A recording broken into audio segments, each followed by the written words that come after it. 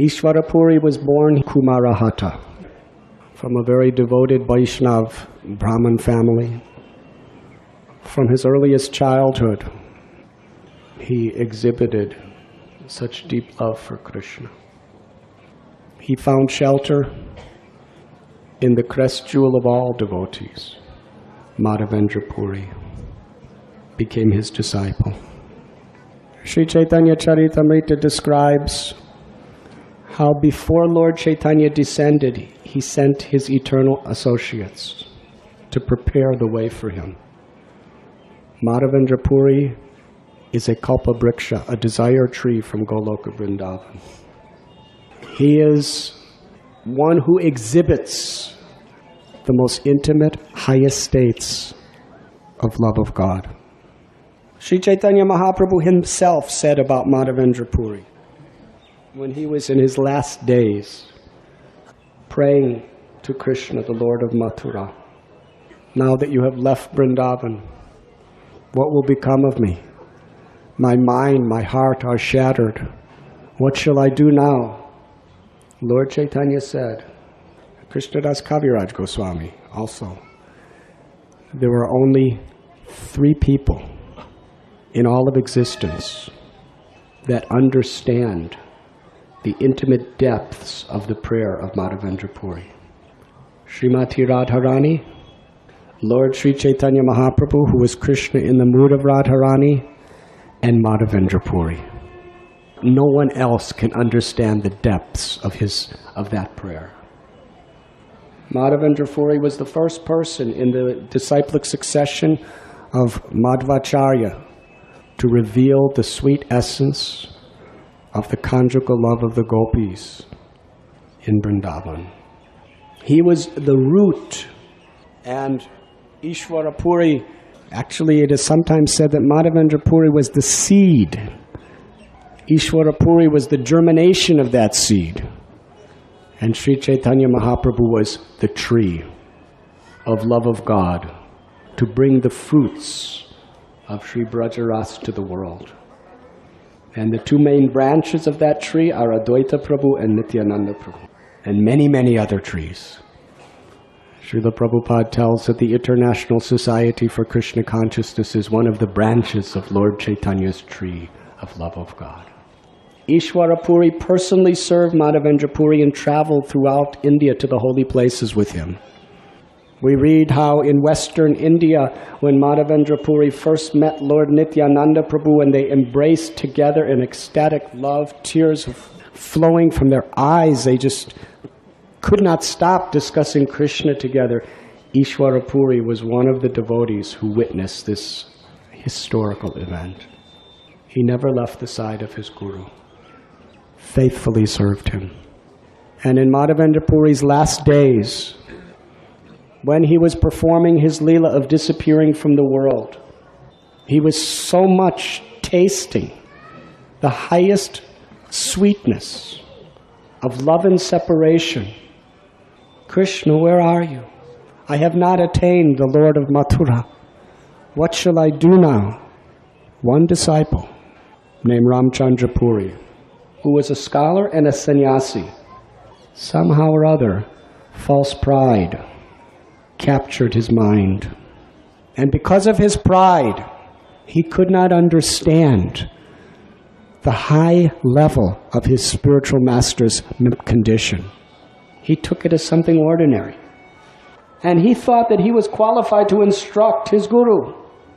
He said, Gurudev, why are you crying? Why so much anxiety?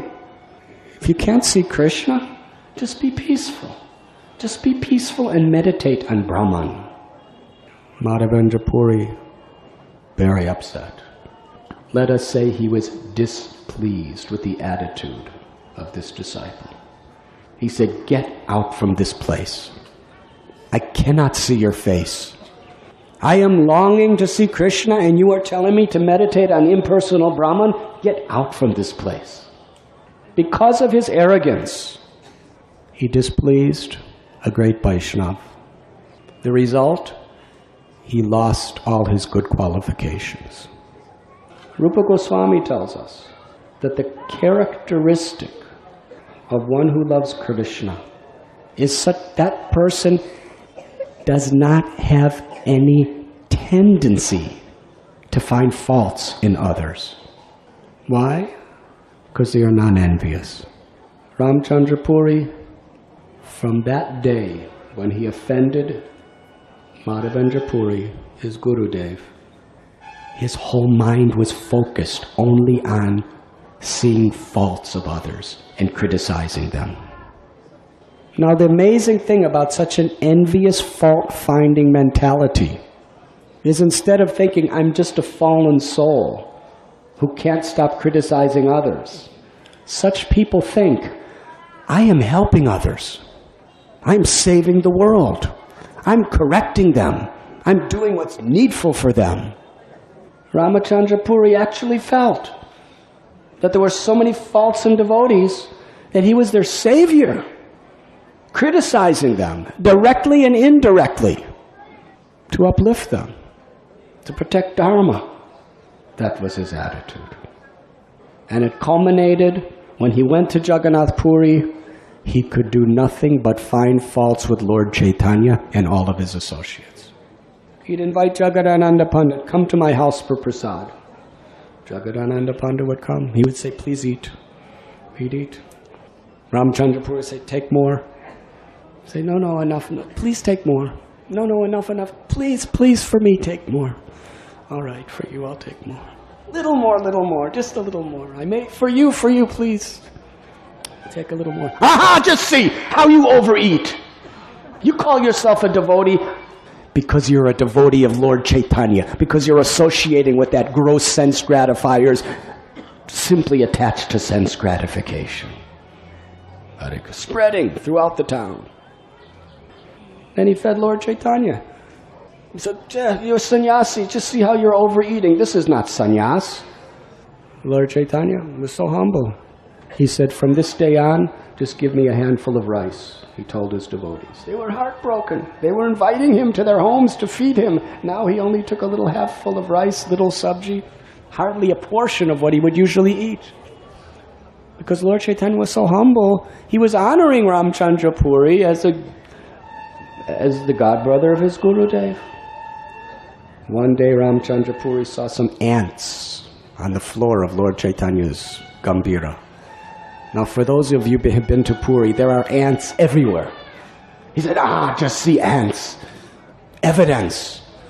You're making a big show to the world that you're only eating little, but secretly in your room you're filling yourself with sweetmeats, and these ants have come because you've dropped some crumbs. Lord Chaitanya was humble. That is Ramchandra Puri.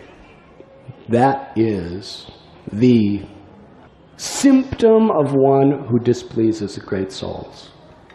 They like to criticize others.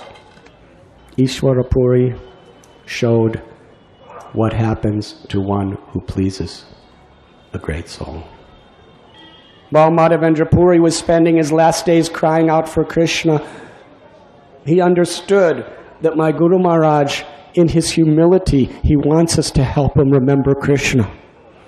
Ishwara Puri was at his bedside 24 hours a day, speaking to him Krishna's pastimes, Krishna's teachings, and chanting the holy name.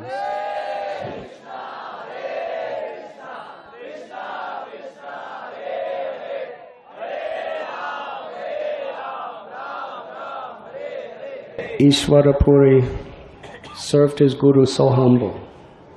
Although he was an acharya, a sannyasi, a great scholar, he washed his Gurudev's body. He massaged his feet. And in his invalidity, Madhavendra Puri could not even get up.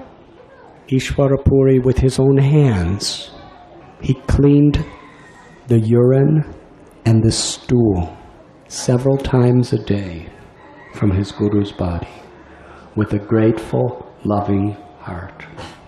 Sripad Madhavendra Puri was so pleased by the devotional disposition of Ishwara Puri that he blessed him.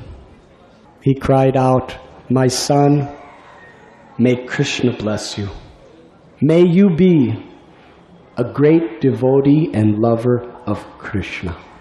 With that blessings, Ishwara Puri attained the highest state of Krishna consciousness. So much so that Lord Chaitanya became his humble servant. Madhavendra Puri had many great disciples. Nityananda Prabhu, Advaita Charya, Pundarik Vidyanidhi, Paramananda Puri, Brahmananda Puri. Lord Gauranga wanted to teach the world how to be faithful to the spiritual master and how to serve the Vaishnavas.